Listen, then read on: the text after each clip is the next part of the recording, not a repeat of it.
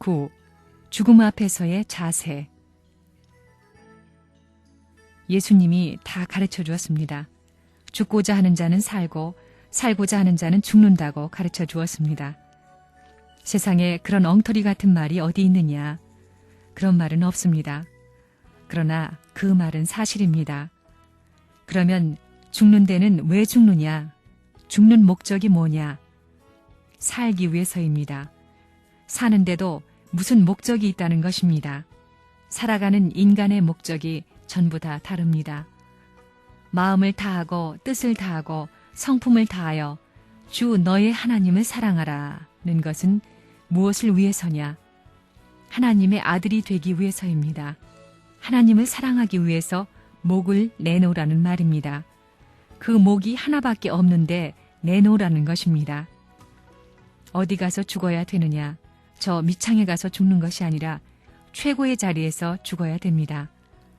그렇기 때문에 하늘나라를 중심 삼고 죽어야 됩니다. 하늘나라가 세계 어느 나라보다 더 큽니다. 천상천하에 하나밖에 없는 하늘나라에서 죽는 것입니다. 그러면 어디에서 죽느냐? 이것이 문제입니다. 죽는데도 방법이 있는 것입니다. 죽는데도 자리가 있는 것입니다. 시시하게 한국적인 것 가지고는 안 됩니다. 한국적인 것 가지고는 아무리 죽어도 안 된다는 것입니다. 최고의 자리, 하나님의 심정의 나라를 중심 삼은 최고의 자리에서 죽어야 합니다. 하늘나라 복판에서 죽어야 된다는 것입니다. 그 하늘나라가 제일입니다. 천하가 깃발을 들고 환영하는 자리에서 죽어야 합니다. 오늘날 우리는 최후의 부활의 한날, 소망의 한날을 바라고 있습니다. 모든 사람이 바라고 있는 그 소망의 때는 만민이 즐길 수 있는 소망의 때로 돼 그 때는 쉽사리 다가오는 것이 아닙니다. 그리고 그 소망은 죽음을 이긴 자만이 소유할 수 있습니다. 그 소망은 하나님과 더불어 사탄과 싸운 자만이 차지할 것입니다. 그 소망은 하늘을 위하여 하나님과 더불어 핍박을 받은 자라야만이 차지할 것입니다. 이런 때가 우리 앞에 온다는 것을 생각하게 될 때에 이 생활 환경을 넘어서고 죽음의 공포까지도 넘어설 수 있는 간절한 마음을 가져야 합니다. 그런 간절한 마음이 여러분에게서 우러나지 않는다면 그 소망의 한날을 여러분의 생활권 내에 끌어들여 살아갈 수 없습니다. 그렇기 때문에 참된 생활을 한다는 사람은 내가 어떠한 모습으로 죽을 것인고 하는 것을 생각하는 겁니다. 80년 살다가 죽는 그 시간에야 나는 어떠한 모습으로 최후의 한날을 장식할 것이냐고 해서는 안 된다는 것입니다. 예수는 죽음의 자리에 가서 다 이루었다. 아버지여 내 영을 받아주시옵소서 라고 했습니다. 과연 그분은 인생 행로에 승리하신 분이었습니다. 여러분은 앞으로 어느 한날 죽음을 당하게 됩니다. 그리고 죽음을 앞에 놓고 지난날을 회고하면서 그때 어떠한 한마디의 말을 남기고 갈 것이냐 하는 것을 생각해야 합니다. 이 길은 친구도 없는 길입니다. 사랑하는 부모도 없는 길이요. 사랑하는 형제도 없는 길이요. 사랑하는 부부, 사랑하는 자녀도 없는 길입니다. 오로지 혼자 가야 하는 길입니다.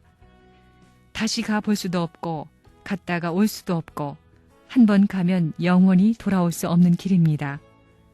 이런 길을 가게 될 때 여러분은 어떠한 마음을 갖고 갈 것인가? 여러분이 죽음에 봉착하는 그 순간에 그 죽음을 넘어설 수 있는 소망이 없다면 거기서 마지막입니다.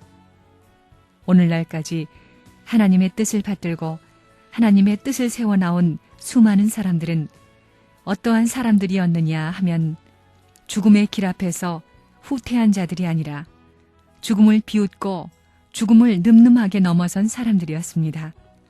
그러한 사람들이 하늘의 길을 세워 나왔습니다. 여러분은 죽음에 봉착하게 되더라도 그것을 넘어설 수 있는 소망을 품어야 합니다. 그리고 이 길을 넘고 나면 나는 하늘 앞에 떳떳이 서게 될 것이라는 소망과 마음으로 동경하던 본향을 향해 기쁨으로 다름질 칠 수 있어야 합니다. 하나님의 이상 세계를 소망하는 마음이 간절해야만 죽음을 이길 수 있는 존재가 된다는 것입니다. 세상 만사는 다 지나가 버리고 맙니다. 사랑하는 부모, 사랑하는 아내, 사랑하는 모든 것은 다 지나가고 나중에는 죽음 앞에 봉착하게 됩니다. 그런데 그 죽음까지도 지나가 버리게 하는 승리적인 소망을 가진 사람이라야만 하늘 앞에 설 수 있습니다. 오늘날 땅 위에 살고 있는 인간들은 고통의 길이나 슬픔의 길을 원하지 않습니다. 어떤 기쁨의 장면이 있으면 그 기쁨의 장면이 지나가는 것을 애석하게 생각하고 그리는 것이 인간의 심성입니다. 우리가 살고 있는 이 땅은 슬픔과 기쁨이 뒤넘이치고 있는 세상입니다. 우리가 누리고 있는 모든 기쁨은 죽음과 더불어 사라지는 기쁨, 즉 죽음을 넘어서 남아질 수 있는 기쁨이 되지 못한다는 것입니다. 그러면 슬픔이 죽음과 더불어 사라지고 즐거움도 죽음과 더불어 사라진다면 인간이 기쁨을 찾고 더 좋은 것을 바라며 영원한 세계를 동경하는 그 마음도 죽음과 더불어 끝날 것이냐? 아닙니다. 마음이 그런 방향으로 움직이고 심정이 그런 방향으로 움직인다는 것은 그런 세계가 실제로 있다는 증거입니다.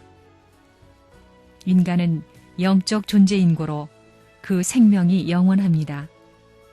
하늘 앞에 충성을 다하고 하늘을 위하여 죽음의 길도 가고 많은 사람이 싫다하는 길도 소망을 품고 간 사람이 있다면 그는 보통 사람들이 느끼지 못하는 것을 느꼈고 보통 사람들이 알지 못하는 가치를 알았기 때문입니다.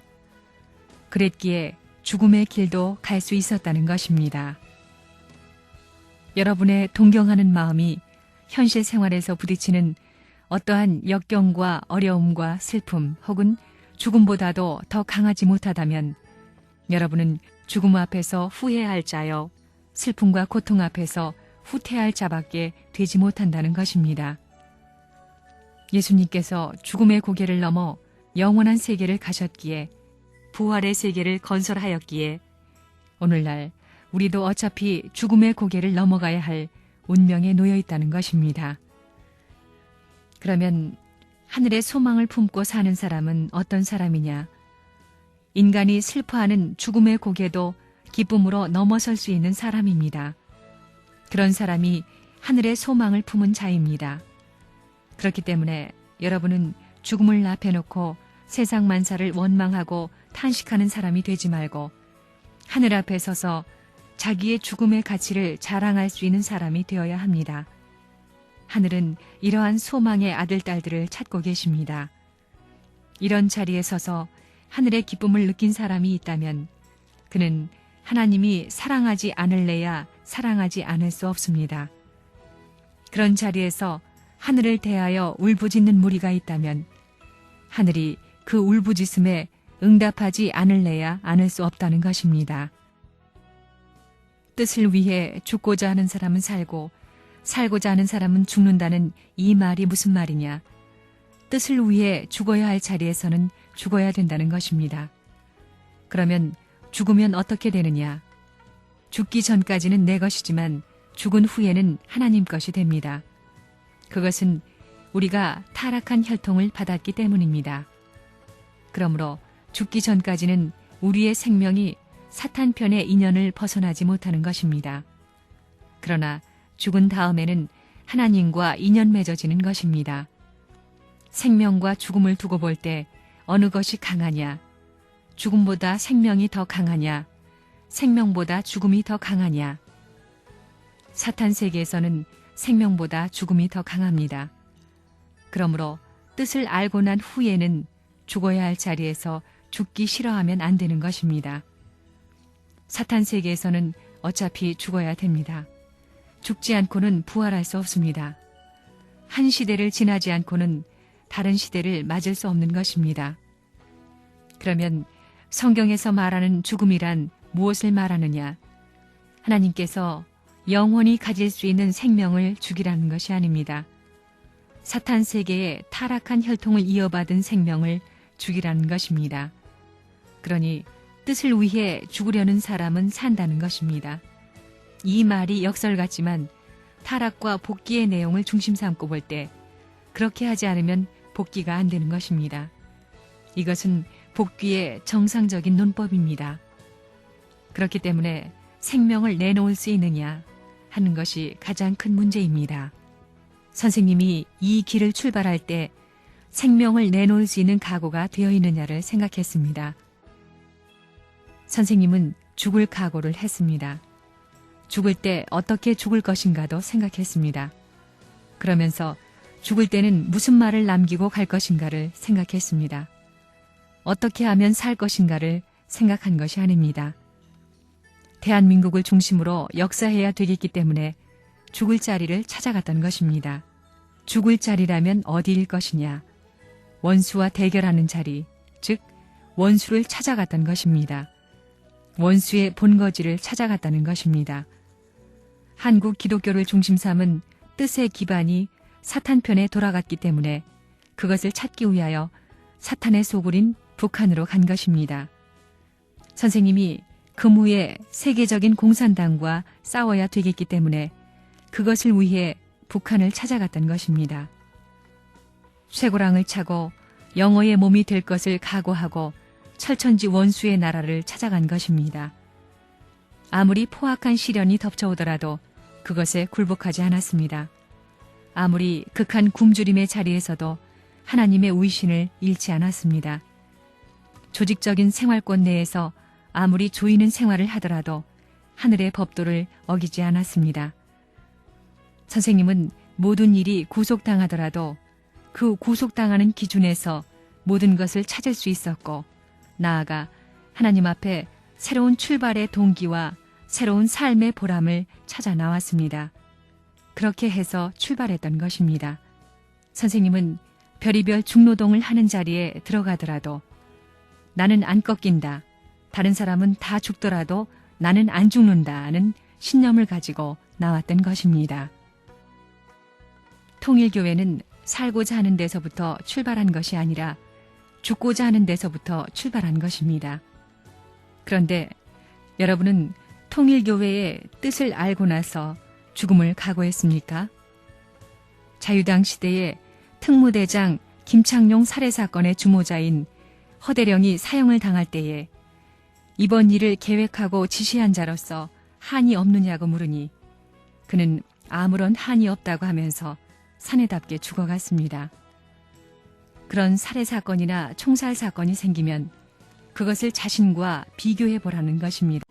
동지의 모해나 친구의 모해 혹은 사랑하는 사람의 모해 등 여러 가지로 인해 죽을 수도 있을 것입니다. 그러나 죽을 때에는 세상을 위하는 마음으로 죽어야 합니다. 원수를 맺지 말고 죽어야 한다는 것입니다. 기왕 죽을 바에는 원수를 맺지 말고 무엇인가를 심어놓고 죽어야 한다는 것입니다. 원수를 원수가 아닌 친구로서 사랑하면서 죽자는 것입니다. 그러한 의미에서 볼 때 예수님이 십자가상에서 원수를 위하여 기도한 것은 위대한 것입니다.